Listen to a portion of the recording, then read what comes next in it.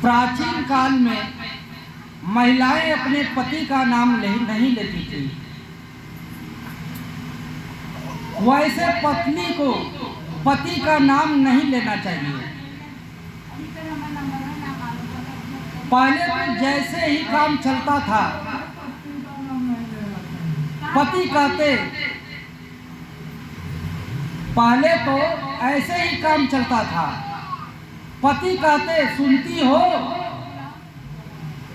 पत्नी कहती सुनते हो, इसमें काम चलता था। या अपने बच्चे का नाम लेकर बुलाते थे, राकेश की माँ वगैरह वगैरह। एक जगह मैंने देखा कि एक सज्जन ऑफिस से आए, सूटकेस को रखा और बेटा से बोले, बेटा मम्मी कहाँ है?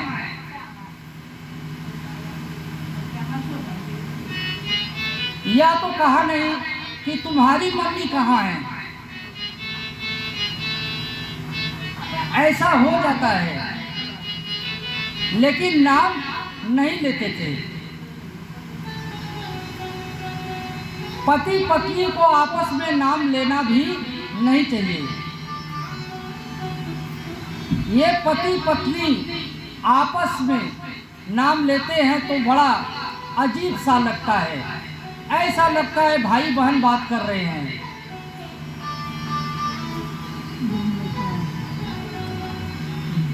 एक मैया से मैंने पूछ लिया कि मैया आप पति का नाम क्यों नहीं लेती? मैया ने कहा कि बेटा पति का नाम लेने से पति की उम्र कम हो जाती है, इसलिए पत्नी को पति का नाम नहीं लेनी चाहिए। पति को भी पत्नी का नाम नहीं लेनी चाहिए। मैंने कहा लेकिन जानकी जो तो लेती थी, सीता जी तो लेती थी। जब जानकी जी का हरण कर दुष्ट रावण ले गया तो अशोक वाटिका में जानकी जी कहती हैं, हे रघुवीर, हे श्री राम, कहाँ हो? ऐसा बोलती थी। मैया मुझसे बोली कि पति यदि दूर हो तो नाम ले सकती हैं, पास में हो तो नहीं लेना चाहिए। एक दृष्टांत आता है, एक जगह का प्रसंग। एक मैया रोज कथा सुनने आती थी। व्यास जी बीच बीच में कीर्तन कराते थे। किसी को ज्यादा कीर्तन आते हैं तो बदल बदल कर कीर्तन कराते हैं, लेकिन कीर्तन को बीच बीच में कराते थे।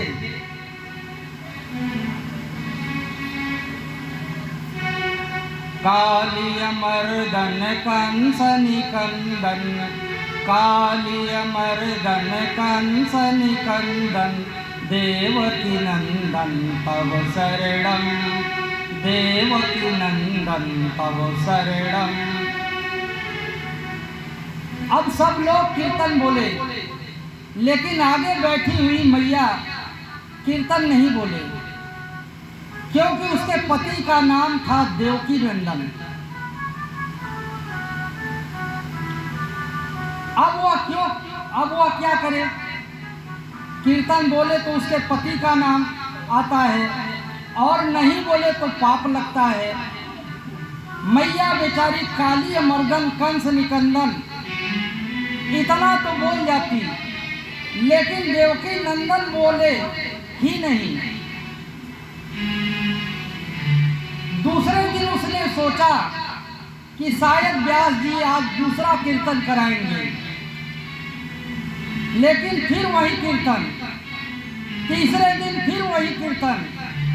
मैया बोली व्यास जी भी रोज वही कीर्तन कराते हैं जिसमें मेरे पति का नाम आता है, लेकिन कल तो कीर्तन करना ही है। उनकी बेटी का नाम था चंपा।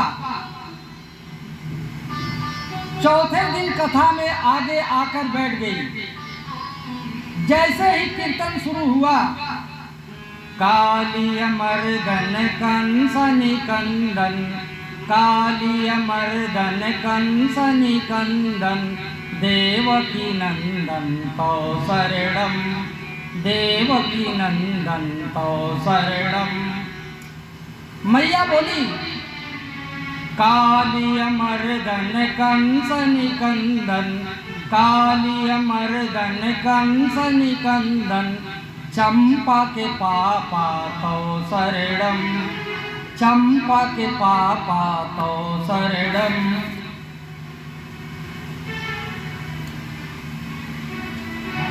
देखो कीर्तन भी हो गया, लय भी नहीं बिगड़ी और पति का नाम भी नहीं आया। कीर्तन नहीं बोलने का पाप भी नहीं लगा।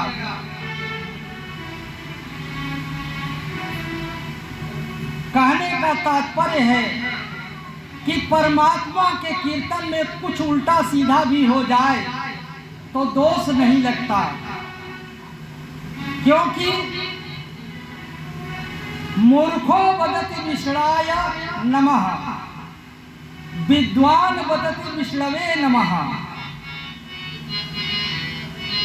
मूर्खो वदति विष्णाय नमः, विद्वान वदति विष्णवे नमः। लेकिन नारायण की दृष्टि में जो अर्थ विष्णवे नमः का होगा वो विष्णाय नमः का भी हो जाता है। चाहे विष्णाय नमः कहिए चाहे विष्णुवे नमः कहिए, परंतु कहिए।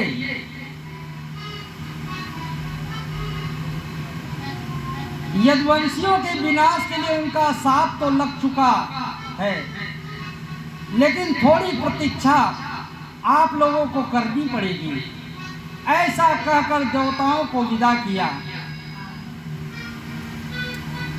पर न जाने कैसे उद्धव जी को पता चला श्री कृष्ण अपनी लीला संपन्न करके वैकुंठ जाने वाले हैं। उद्धव जी आकर कृष्ण के चरणों में गिर पड़े। गोपाल क्या सुन रहा हूं मैं, अपने लीला संपन्न करके आप जाना चाहते हैं, मैं नहीं रह सकता।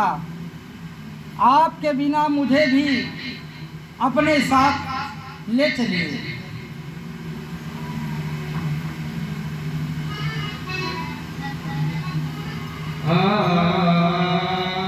हरि गुण गाके, हरि गुण गाके जीवन बना जाए।